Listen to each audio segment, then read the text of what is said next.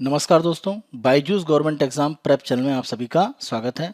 आज हम आपके सामने 9 फरवरी 2021 के करंट अफेयर्स प्रस्तुत कर रहे हैं, जो आपके अलग अलग सरकारी परीक्षाओं के लिए महत्वपूर्ण है। करंट अफेयर्स की हम अपनी पहली न्यूज़ पर आते हैं और संडे के दिन यानी 2 दिन पहले अगर हम देखें तो उत्तराखंड में ग्लेशियर के एक तरह से जो बस्ट हुआ, ग्लेशियर के फटने के कारण जो एक यहाँ पर ट्रेजेडी हुई है, उसी को हम यहाँ पर डिस्कस कर रहे हैं। कल के हमने करंट अफेयर में डिस्कस किया था, लेकिन कल के पार्ट पर एक्सपर्ट के द्वारा ये क्लियर नहीं किया गया था कि ये जो एक तरह से ग्लेशियर फटा है और उस कारण से जो भी ग्लेशियर के रूप में आगे बाढ़ आगे के क्षेत्रों में पहुंची है, उसका बेसिकली कारण क्या था। तो यहाँ पर कारण के रूप में बेसिकली माना जा रहा है कि यहाँ पर लैंडस्लिप या एक तरह से जो भूस्खलन है, लैंडस्लाइड का जो पार्ट है, वो कहीं ना कहीं एक प्रमुख कारण के रूप में यहाँ पर माना जा रहा है। तो अगर हम देखें तो मान लीजिए अगर जमीन का इस तरह से हिस्सा है और ये हिस्सा नीचे की ओर स्लाइड कर जाता है, तो ये जो लैंडस्लिप का पार्ट है, तो इसके ऊपर जो ग्लेशियर है वो भी एक तरह से मूव कर गया।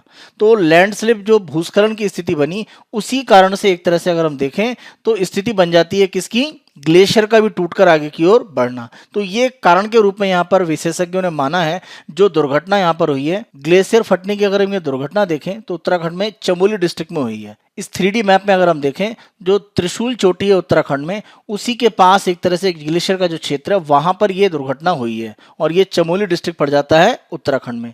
तो यहाँ पर ग्लेशियर के टूटने से एक तरह से जो भी पानी का पार्ट है वो आगे की ओर ग्लेशियर पिघलकर जब आगे की ओर बहा, तो उस कारण से बाढ़ की स्थिति बनी। और इस कारण से अगर हम देखें, ऋषिगंगा प्रोजेक्ट और धौलीगंगा नदी पर स्थित एक तरह से जो परियोजना है, जिसको हम बोलते हैं तपोवन विष्णुगढ़ प्रोजेक्ट, वहां पर एक तरह से समस्याएं आई। क्योंकि आप ध्यान रखें, जब धौलीगंगा की अगर हम बात करते हैं तो धौलीगंगा असली में सहायक नदी किसकी है, अलकनंदा की, और धौलीगंगा में एक धारा जाती है ऋषिगंगा। तो ऋषिगंगा के क्षेत्र में एक तरह से जब पानी की स्थिति बढ़ी तो ये धौलीगंगा में बढ़ी और आगे चलकर अलकनंदा का जो क्षेत्र, वहां पर भी पानी में वृद्धि देखी गई। तो ये पूरा इलाका एक तरह से प्रभावित हुआ, जो ऋषिगंगा का, धौलीगंगा का और अलकनंदा का क्षेत्र है। अलकनंदा और भागीरथी आगे मिलकर गंगा बनाती हैं, इसीलिए कहीं ना कहीं ये जो इलाका धौलीगंगा और ऋषिगंगा का है, यहाँ के क्षेत्र में ही एक तरह से ज्यादा नुकसान हुआ। और खास तौर से नुकसान अगर हम देखें तो प्रमुख रूप से जो नुकसान है वो यहाँ पर जल विद्युत परियोजनाएं जो अंडर कंस्ट्रक्शन थी, वहां पर समस्याएं हैं। खासतौर पे अगर हम देखें तो तपोवन विष्णुगढ़ जो प्रोजेक्ट है, इसमें जो टनल है, ये 520 मेगावाट की जो परियोजना है, इसकी टनल में ही एक तरह से जो मजदूर हैं वो फंसे हुए हैं, जो वर्कर यहाँ काम कर रहे थे। और अभी भी अनुमान माना जाता है कि 100 के ऊपर एक तरह से जो व्यक्ति यहाँ पर काम करने वाले हैं वो अभी लापता हैं। हम अपनी अगली न्यूज पर आते हैं और ये ट्विटर के संबंध में है। देखिए, ट्विटर के अगर हम as a social media platform के रूप में देखें तो धीरे धीरे अपनी बात को कहने का एक बड़ा माध्यम ये बनता जा रहा है। खासतौर पर अगर हम देखें, बड़े जितने भी पॉलिटिशियन हैं या जो सेलिब्रिटी हैं या किसी भी तरह का कोई प्रोटेस्ट मूवमेंट चल रहा है, ट्विटर के माध्यम से अपनी बात को अधिकतम लोगों तक पहुंचाना, ये एक तरह से एक ट्रेंड हो गया है और इसी का एक तरह से दुरुपयोग भी होता है। अगर हम भारत में देखें तो वर्तमान में जो किसान आंदोलन चल रहा है, उसका गलत तरीके से उपयोग होने के प्रमाण सरकार के पास है। सरकार सुरक्षा एजेंसियों के साथ उनकी जो एक तरह से बात हो रही है और जो रिपोर्ट सामने आ रही है, माना यह जा रहा है कि खालिस्तान से संबंधित जो एक मूवमेंट है और पाकिस्तान समर्थित जो खालिस्तानी एक तरह से समूह है, वो कहीं ना कहीं इसका एक तरह से एक गलत फायदा उठाने का प्रयास कर रहे हैं।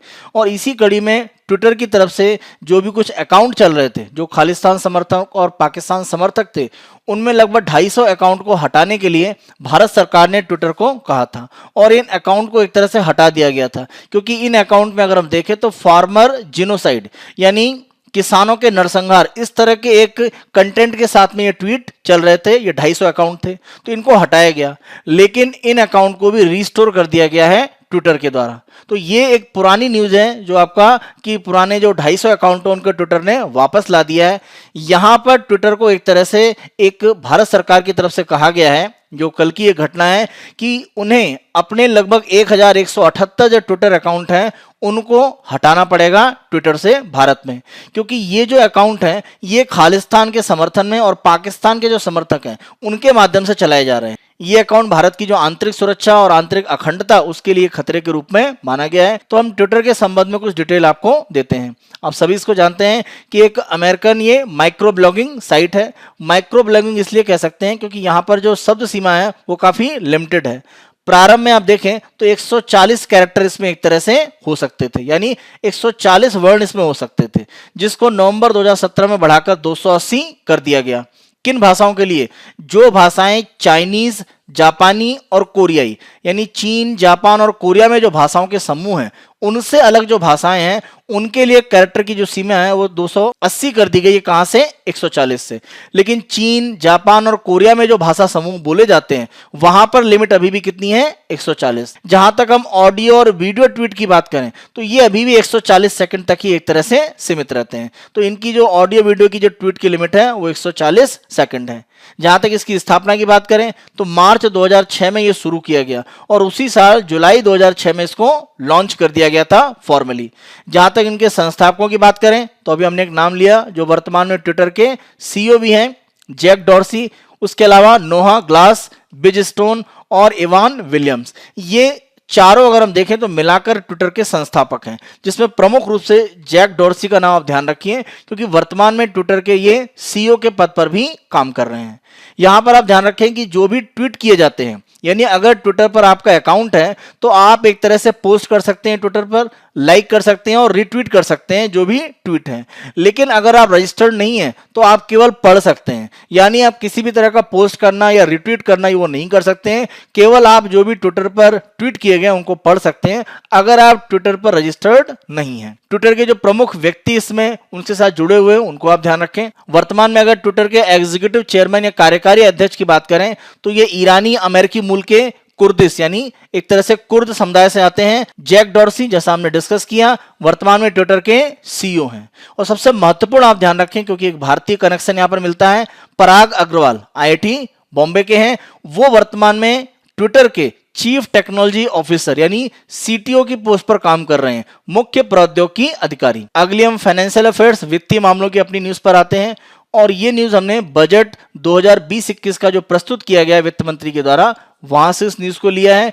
और ध्यान रखें कि बजट के पार्ट पर भारत सरकार की तरफ से यह कहा गया था कि जो भी अवसंरचना, यानी जिसे हम बोलते हैं इंफ्रास्ट्रक्चर या आधारभूत ढांचा आप कह सकते हैं, जैसे बिजली निर्माण की बात करें या परिवहन विकास करना, तो जो आधारभूत ढांचा अर्थव्यवस्था में माना जाता है उसके विकास के लिए निवेश या संसाधन कहां से लाए जाए।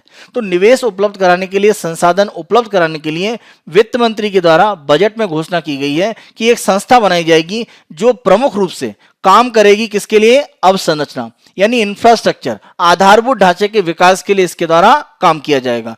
और इस संस्था का नाम है डीएफआई, डेवलपमेंट फाइनेंस इंस्टीट्यूशन, यानी विकास वित्तीय संस्था। तो ये जो डीएफआई संस्था है इसका उद्देश्य ये रहेगा कि ये बाजार से संसाधन इकट्ठा करके आधारभूत ढांचा में निवेश करवाए। और यहां पर भारत सरकार ने घोषणा की है कि प्रारंभ में इसको 20,000 करोड़ रुपए का एक कोष दिया जाएगा। और इस 20,000 करोड़ का जो कोष दिया गया है इसके आधार पर भारत सरकार को उम्मीद है कि आने वाले 3 वर्षों में 5 लाख करोड़ रुपए का एक तरह से जो संसाधन है वो बाजार से लोन या ऋण के रूप में ये प्राप्त करने में सफल होगा। अंतरराष्ट्रीय समाचार में अगर हम देखें तो संयुक्त राष्ट्र संघ की तरफ से मानवाधिकार, ह्यूमन राइट्स को संरक्षित करने के लिए एक संस्था काम करती है, United Nations human right council, यानी संयुक्त राष्ट्र संघ की मानवाधिकार परिषद। तो मानवाधिकार परिषद की अगर हम बात करें तो इसका गठन 15 मार्च 2006 को किया गया था। 2006 से पहले अगर हम देखें तो मानवाधिकार की रक्षा के लिए जो संस्था काम करती थी वो थी United Nations commission on human rights, मानवाधिकारों पर संयुक्त राष्ट्र आयोग। ये 1946 से काम कर रहा था। तो 1946 से 2006 तक ये काम कर रहा था। 15 मार्च 2006 को संयुक्त राष्ट्र की जो आम सभा है उसने एक निर्णय लिया और इसकी जगह पर एक संस्था नई गठित की गई जिसका नाम रखा गया संयुक्त राष्ट्र मानवाधिकार परिषद, ह्यूमन राइट्स काउंसिल। इसमें अगर हम देखें तो कुल मिला के 47 सदस्य होते हैं और ये जो 47 सदस्य हैं इनको संयुक्त राष्ट्र महासभा के द्वारा चुना जाता है। तो 47 सदस्यों का ये परिषद है। ध्यान रखें भारत वर्तमान में इसका सदस्य है। मानवाधिकार परिषद के जो 47 सदस्य हैं उनके द्वारा सामान्यतः आम सहमति से अपने अध्यक्ष को चुना जाता है, लेकिन इस बार वोटिंग हुई है और इस बार वोटिंग के माध्यम से फिजी की एक डिप्लोमेट हैं नजहत समीम, इनको United Nations Human Rights council यानी संयुक्त राष्ट्र मानवाधिकार परिषद की नई अध्यक्ष चुन लिया गया है। तो नाम ध्यान रखें, फिजी की नजहत समीम। इसका अगर मुख्यालय अगर हम देखें तो इसका मुख्यालय स्विट्जरलैंड में जिनेवा में है। तो जिनेवा में संयुक्त राष्ट्र संघ का जो कार्यालय है उसी में एक तरह से ये परिषद भी वहां से कार्य करता है।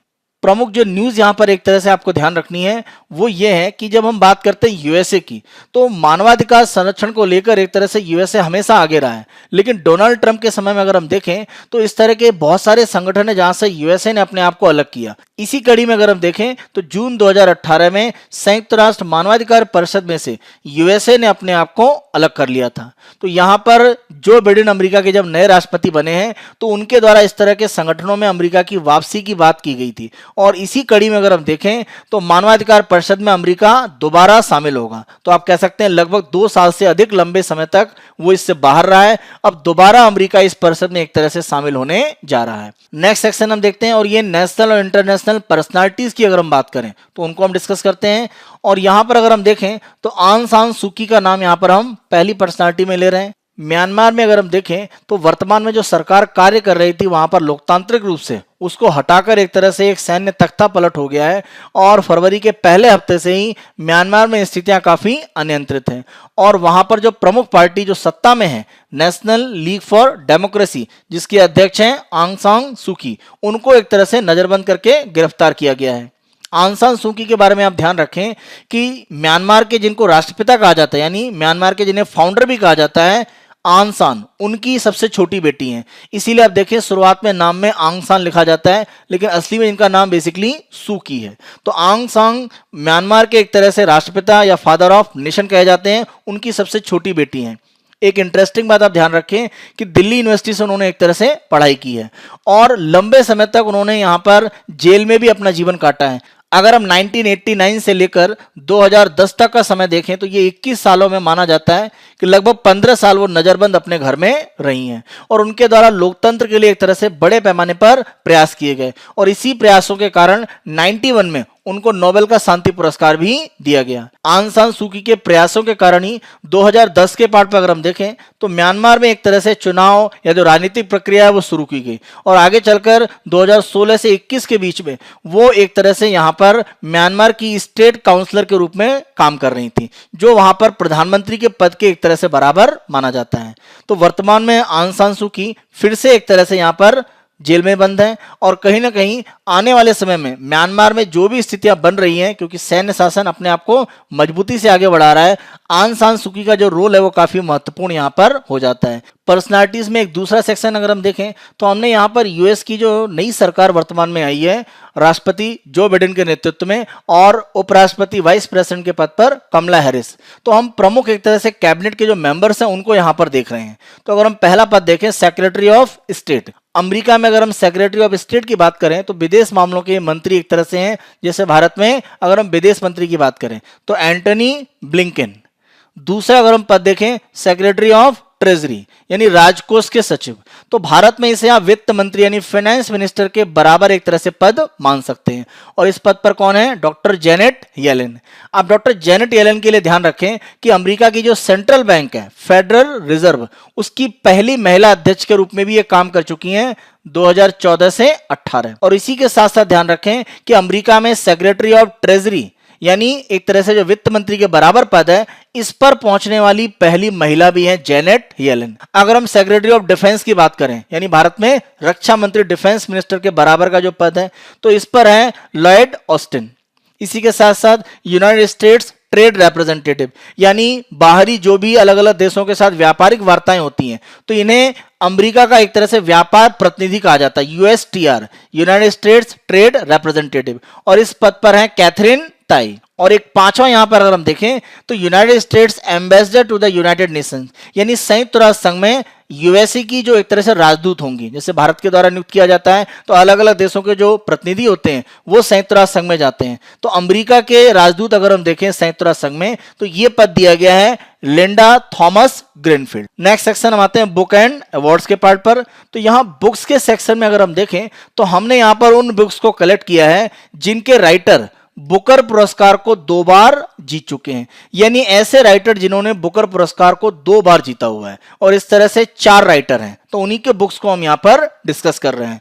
पहला अगर हम देखें तो जेएम कोटजी, तो जेएम कोटजी को 2 बार पुरस्कार मिला है बुकर का, 1983 और 1999।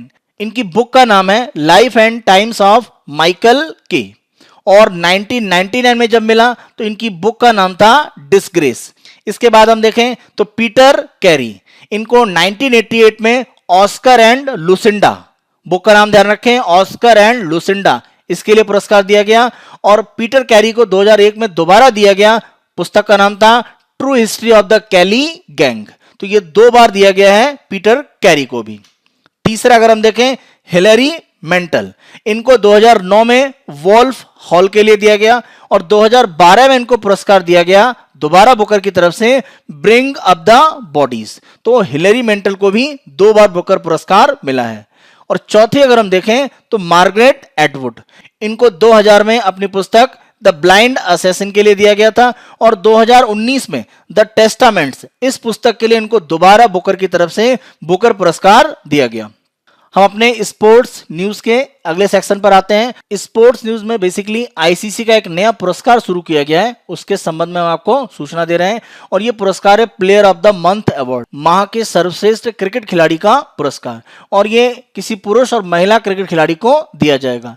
अगर हम पहले इस पुरस्कार की बात करें तो भारत के विकेटकीपर बैट्समैन ऋषभ पंत को दिया गया है। ऑस्ट्रेलिया में टेस्ट सीरीज को जिताने में जिस तरह से ऋषभ पंत का योगदान रहा था, इसी कारण से उन्हें प्लेयर ऑफ द मंथ के पुरस्कार के लिए चुना गया है। ऋषभ पंत ने यह पुरस्कार जीतने में इंग्लैंड के जो रूट और आयरलैंड के पॉल स्टर्लिंग को एक तरह से पीछे छोड़ा। और अगर हम महिलाओं की बात करें तो दक्षिण अफ्रीका की खिलाड़ी हैं शबनम इस्माइल। तो शबनम इस्माइल को महिलाओं की तरफ से अगर हम श्रेणी में देखें तो आईसीसी का माह का सर्वश्रेष्ठ महिला खिलाड़ी यानी ICC women's player of the month घोषित किया गया है। हम अपने लास्ट सेक्शन पर आते हैं जो let's talk about some important fact. तो यहां पर हम अलग अलग क्षेत्र की जो प्रमुख फैक्ट होते हैं उनके संबंध में आपको सूचना देते हैं। आज अगर हम देखें तो हम लोकल विंड्स, स्थानीय पवन के संबंध में आपको यहां पर न्यूज दे रहे हैं। लोकल विंड्स या स्थानीय पवन की अगर हम बात करें तो नाम से आप समझ रहे होंगे कि बहुत छोटे क्षेत्र में इनका प्रभाव रहता है। तो कुछ 1 या 2 देशों में कह सकते हैं या किसी महाद्वीप के बहुत छोटे से हिस्से में इसका प्रभाव हो सकता है। तो ऐसी स्थिति में जो विंड सिस्टम है उनको लोकल विंड या स्थानीय पवन कहा जाता है। इनके उत्पन्न होने के कारण भी स्थानीय होते हैं। स्थानीय पवन के अगर हम सबसे अच्छे एग्जाम्पल में देखें तो भारत में जो मैदानी इलाका एक तरह से उत्तर भारत का है, नीचे अगर हम देखें तो तेलंगाना आंध्र प्रदेश तक के इलाके तक एक गर्म हवा बहती है जिसको कहा जाता है लू। तो ये एक स्थानीय पवन का उदाहरण है। तो इसी तरह से अलग अलग महाद्वीपों में अलग अलग देशों में जो प्रमुख स्थानीय पवन है उनको हम यहाँ पर डिस्कस कर रहे हैं। तो नेचर यानी प्रकृति कैसी है, ठंडी है, गर्म है, और नाम तो आपको ध्यान रखना ही है, साथ साथ किस स्थान पर और किस महाद्वीप के साथ में संबंधित है, ये आपके लिए काफी महत्वपूर्ण हो जाता है। पहले 3 लोकल विंड्स को अगर हम देखें, बोरा, मिस्ट्रॉल और पुनास। बोरा और मिस्ट्रॉल की बात करें तो ये एक तरह से यूरोप महाद्वीप में है, और पुनास की बात करें तो ये एंडीज पर्वतों के क्षेत्र में यानी दक्षिण अमेरिका महाद्वीप में ये बहती है। तो यहाँ फर्स्ट हम देखें तो बोरा का जो पार्ट है वो बेसिकली उत्तरी इटली और हंगरी का क्षेत्र है। दूसरा अगर हम पार्ट देखें तो ये इलाका एक तरह से आ जाता है किसका, मिस्ट्रॉल का, और ये एक तरह से फ्रांस का जो प्रमुख क्षेत्र है वहां पर एक तरह से ये प्रवाहित होती है। और तीसरा अगर हम देखें पुनास का पार्ट, ये एंडीज जो पर्वतमाला है उसके एक तरह से क्षेत्र में बहती है। बुरान की अगर हम बात करें तो ये एक तरह से पूर्वी एशिया का क्षेत्र है। तो ये इलाका अगर हम देखें तो पूरा ही काफी ठंडे क्षेत्र माना जाता है। तो ये आपका यहां पर पार्ट है बुरान, और 5वां ये पुरगा। तो बुरान एक तरह से आप कह सकते हैं पूर्वी एशिया का जो क्षेत्र है और रशिया का जो पूर्वोत्तर बिल्कुल भाग है, रशिया का जो सबसे पूर्वी इलाका है वहां पर एक तरह से इसको बुरान कहा जाता है। जबकि अगर हम पुरगा की बात करें तो उत्तरी साइबेरिया और रूस का जो क्षेत्र है वहां पर इसको पुरगा के नाम से जाना जाता है। लेवेंतर की बात करें तो ये स्पेन के क्षेत्र में एक तरह से बहने वाली ठंडी स्थानीय पवन है। अगला 7वां देखें नॉर्थ, ये कहां पर, मैक्सिको के पार्ट पर। 8वीं स्थानीय पवन देखें तो इसको 22 कहा जाता है, और ये एक तरह से फ्रांस और जो स्विट्जरलैंड का इलाका है वहां पर एक तरह से बहती है। और 9वें पार्ट पर आप देखें तो इसको एक तरह से कहा जाता है ट्रेमोंटेन। ट्रेमोंटेन की बात करें तो ये फ्रांस और इटली का जो क्षेत्र है वहां पर एक तरह से प्रवाहित होती है। 10वें विंड सिस्टम पर आते हैं, और ये बुर्गा कहां पर, अलास्का के क्षेत्र में, यूएसए का भाग। 11वें नंबर पर अगर हम देखें तो इसको कहा जाता है ग्रिगेल। ग्रिगेल जो विंड सिस्टम है ये लोकल विंड एक तरह से भूमध्य सागर और साथ साथ आयोनियन सागर यानी एक तरह से इटली के पास का क्षेत्र है, ये इलाका एक तरह से पड़ जाता है। तो ये जो क्षेत्र आपका पड़ता है जहां पर एक तरह से अगर हम देखें तो ये इलाका आयोनियन सागर और साथ साथ भूमध्य सागर का क्षेत्र है। तो इटली के एक तरह से तटवर्ती जो क्षेत्र है वहां पर ये विंड सिस्टम आपका बहता है, इसको बोला जाता है ग्रेगेल। 12वां अगर हम देखें पेम्पेरो, ये भी एक तरह से कोल्ड विंड सिस्टम है और ये अर्जेंटीना के क्षेत्र में एक तरह से बहता है। ये कुछ प्रमुख ठंडी स्थानीय पवन है। आगे हम देखें तो यहाँ पर 13, 14 और 15 को देखें, चिनूक, फॉन और खमसिन। 13 नंबर पर आए और ये आपके एग्जाम में सबसे ज्यादा पूछी गई है। जब हम बात करते हैं कि सबसे महत्वपूर्ण पार्ट पर, तो चिनूक विंड सिस्टम है। चिनूक अगर हम देखें तो एक तरह से ये पहाड़ी, अगर हम देखें तो ये पहाड़ी का पार्ट किसका है, ये हिस्सा एक तरह से रॉकी पर्वतों का पार्ट है। तो रॉकी जो पर्वतों का हिस्सा होता है, अगर ये रॉकी की बात करें तो ये विंड सिस्टम इसको पार करके इस इलाके में बहता है। तो एक तरह से रॉकी पर्वतों का जो पूर्वी भाग है वहां पर एक तरह से बहती है और ये काफी गर्म होती है और माना जाता है कि इस इलाके में जो बर्फ होती है इसको एक तरह से पिघलाती है, इसीलिए इसको स्नो ईटर भी कहा जाता है, बर्फ खाने वाली हवा। तो चिनूक विंड सिस्टम की अगर हम बात करें तो रॉकी के आर पार यूएसए में एक तरह से ये बहता है। 40 नंबर पर आते हैं। 14वें विंड सिस्टम को अगर हम देखें तो ये कहलाता है फॉन। आप देखें चिनूक और फॉन बिल्कुल एक तरह से मिलते जुलते सिस्टम है। चिनूक और फॉन में कोई बड़ा अंतर नहीं है। चिनूक की बात करें तो ये रॉकी के एक तरह से आर पार बहती है, कहां पर, यूएसए में। जबकि फॉन की अगर हम बात करें तो ये आल्प्स यानी आल्पस जो पर्वत श्रृंखला है उसको एक तरह से क्रॉस करके दक्षिण से उत्तर की ओर बहती है। तो आल्प्स पहाड़ियों के आर पार फॉन है और रॉकीज के एक तरह से आर पार अगर आप देखें तो कौन सा सिस्टम है, चिन। 15वें विंड सिस्टम की बात करें तो ये खमसिन और ये इजिप्ट या मिस्र के क्षेत्र में एक तरह से बहने वाली गर्म और सूखी हवा है। 16वें नंबर पर अगर हम देखें तो ये आपकी कहलाती है सिरोको। सिरोको आपके एग्जाम में कई बार पूछी गई है, तो आप ध्यान रखें ये सहारा के क्षेत्र से एक तरह से भूमध्य सागर को पार करके यूरोप के क्षेत्रों में बहती है। इटली के इलाकों की अगर हम बात करें तो ये सहारा से भूमध्य सागर को पार करके यूरोप का जो क्षेत्र वहां पर बहती है। तो नाम ध्यान रखें सिरोको। 17वें नंबर पर अगर हम देखें तो ये कहलाती है सोलानो और ये सहारा से एक तरह से आइबेरियन पेनिनसुला यानी स्पेन का एक तरह से और पुर्तगाल का जो क्षेत्र है उन इलाकों में एक तरह से ये बहती है। तो ये आइबेरिया जो प्रायद्वीप, ये पूरा आइबेरियन जो प्रायद्वीप का पार्ट है उस ओर सहारा की तरफ से बहती है। नाम क्या है, सिलोनो। 18वें नंबर पर अगर हम स्थानीय पवन देखें तो ये कहलाती है हरमट्टन। आपके एग्जाम में कई बार पूछी गई है, इसको डॉक्टर के नाम से भी जाना जाता है। देखिए ये जो भूमध्य रेखा के आसपास का क्षेत्र है ये काफी एक तरह से उमस भरा होता है। तो सहारा की तरफ से जब सूखी हवा यहाँ पहुंचती है तो एक तरह से रहने की स्थितियां हैं या कह सकते हैं जो मौसम है वो थोड़ा आसान हो जाता है, तो इसीलिए इसे डॉक्टर का नाम भी दिया जाता है। तो ये एक तरह से पश्चिमी अफ्रीका के क्षेत्र में सहारा की तरफ से बहती है। नाम क्या है, हरमट्टन। 19 नंबर पर देखें तो 19 नंबर पर आपका आ जाता है नॉर्वेस्टर और ये न्यूजीलैंड में बहने वाली एक तरह से शुष्क और गर्म हवा है। 20 नंबर पर अगर हम देखें तो ये आपका पवन तंत्र है यहाँ पर सांता एना। अमेरिका का जो कैलिफोर्निया राज्य है उसके दक्षिणी भाग में सांता एना, ये गर्म हवा यहाँ पर बहती है। और 21 नंबर पर देखें काराबुरान, ये भी एक तरह से गर्म और काफी रेत के साथ में तूफानी रूप में बहने वाली एक तरह से पवन है और ये एक तरह से सेंट्रल एशिया का पार्ट है, वहां पर बहती है। प्रमुख रूप से अगर हम देखें तो ये चीन के इलाकों में जो गोबी मरुस्थल का क्षेत्र वहां तक एक तरह से इसका प्रभाव दिखता है। तो सेंट्रल एशिया, मध्य एशिया का जो क्षेत्र है वहां पर काराबुरान जो लोकल विंड सिस्टम है वो एक तरह से बहता है। हमारे इस डिस्कशन के आधार पर जो प्रैक्टिस क्वेश्चन है उनको आप यहां पर देखिए। पहला question, glacier burst due to landslide take place in which district of Uttarakhand. Uttarakhand के किस जिले में भूस्खलन के कारण ग्लेशियर फट गया? रुद्रप्रयाग, बागेश्वर, देहरादून या Chamoli. Word limit in tweets is increase from, tweets में शब्द सीमा को बढ़ाया गया 100 से 280, 200 से 280, 140 से 280 या 210 से 280। 100 to 280, 200 to 280, 140 to 280 और 210 to 280। Third question, who is the current chief technology officer of Twitter. Twitter के वर्तमान मुख्य प्रौद्योगिकी अधिकारी कौन है? Jack Dorsey, Amit Kaurdastani, Ritesh Agarwal, Parag Agrawal. In budget 21-22 finance minister has declared for the creation of which organisation. Budget 2021-22 में वित्त मंत्री ने किस संगठन के निर्माण के लिए घोषणा की है? Infrastructure development company, development finance institution, development reconstruction company या finance India company. Who is the current chairman of United Nations Human Rights Council. संयुक्त राष्ट्र मानवाधिकार परिषद के वर्तमान अध्यक्ष कौन है? Nazhat Shameem Khan, Phil Lynch, Samantha Rice या Shaba Al Shams. Aung San Suu Kyi is related to which political party. Aung San Suu की किस राजनीतिक दल से संबंधित है? National League of Democracy, National Socialist Party, National Development Party या National Revolutionary Group. Who is the first women chairman of Federal Reserve and Secretary of the Treasury in USA. USA में Federal Reserve की पहली महिला अध्यक्ष और treasury की सचिव कौन है? यानी दोनों पद पर पहली बार कोई महिला पहुंची है तो वो कौन है? Neela Tandon, Rose Gilbert, Natasha Shore या Janet Yellen? Who are the first winners of ICC player of the month award? ICC player of the month award के पहले विजेता कौन है?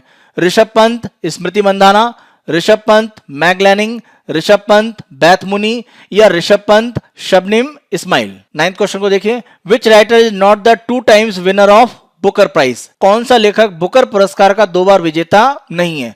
Peter Carey, Hilary Mantel, Margaret Atwood और लास्ट में Salman Rushdie? Which local wind is not related to Africa continent? कौन सी स्थानीय पवन अफ्रीका महाद्वीप से संबंधित नहीं है?